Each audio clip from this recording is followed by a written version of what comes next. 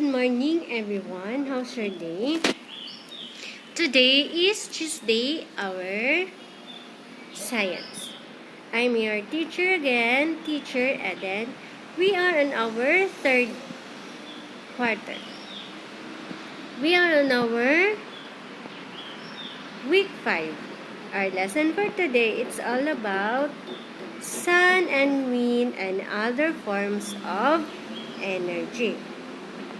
So, listen very carefully as I explain to you what are the sun or what is the sun, wind, and other forms of energy. Okay? So, sun and wind and water are among the major natural source of energy. What are those, children? Sun, wind, and water are among the major natural source of energy. Okay, so number 1 is that the sun is the primary source of light and heat. Both light and heat are forms of energy. The sun's heat and light are these planets' natural source of energy. The world is bright during daytime because of the light of the sun. It is the sun that lends its light even at night to make the night sky just a little bit bright because their light is or we can see things around us and so we can work. So the sun is the primary source of light and heat. So, the sun can both light and heat are forms of energy. So, there are now modern ways of getting storing energy from the sun, which is up in the sky, giving its usual heat and light. Modern devices known as the solar panels have been invented to trap and store the sun's energy to be used for various purposes like lighting bulbs and powering low weights of fans or wattage of fans. Low wattage of fans. Okay? The sun's energy can dry anything on Earth. Wind energy can also dry things like clothes and hair. Okay, that's all about the sun. Is the primary source of light and heat. Another one is the wind. Wind is also a natural source of energy. Have you heard of windmills like this?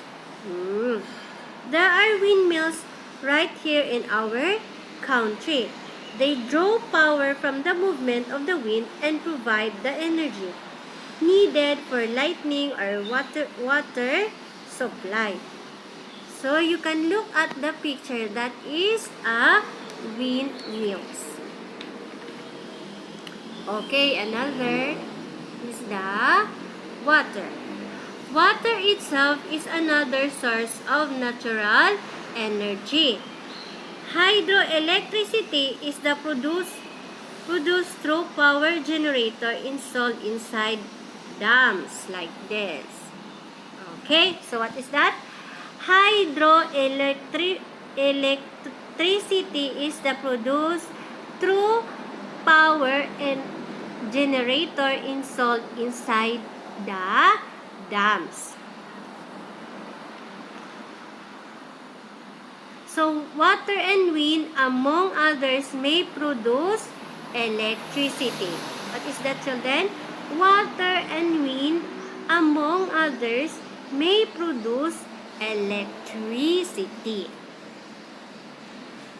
So, electricity is the modern world's primary source of energy for light, a power for appliances and other forms of convenience we use electricity-powered bulbs and fluorescent lights to brighten our surroundings at night. Okay, so another is the magnetic, which inserts an attraction or pull force towards it. It is another forms of energy. These are natural magnets, are also artificial magnets. Earth is one of big natural magnets. Okay, that's all. Okay, so another fire. A fire which is a human creation. But the earliest artificial energy source is probably the fire. It is the human creation. Man first made fire through the friction. Then he learned to produce fire through the wood, matchsticks, and match later, through candles and lamps of various kinds. So another is that is all about fire. Batteries. So batteries, which come into different types, are artificial energy source that produce light. This powers certain devices for human convenience. So before progress was made with electricity for wide use in our world, there were all types of crude batteries, like the one in the picture, like that. It is a replica of an ancient battery dug out by the scientists. Okay, what is all about the major energy sources? And children, what are the major energy sources? So that's all about the sun, wind, water. So I will say it in the second time. Sun is the primary source of light and heat. Okay? Another, wind is also the natural sources of energy. Water, it is another source of natural energy. So, electricity is the modern world's primary source of energy for light and power for appliances and other forms of conveniences. Okay? Then the magnet, which exerts an attraction or pull force towards it, is another form of energy. Then the fire is the human creation. It is the artificial energy source. Okay, that is all about fire.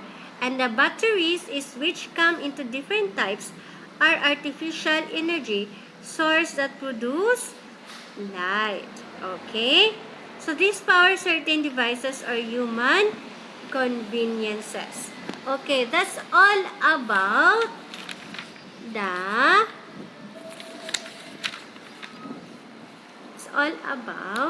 our lesson for today, the sun and the wind and other forms of energy. Okay, children, do you understand our lesson?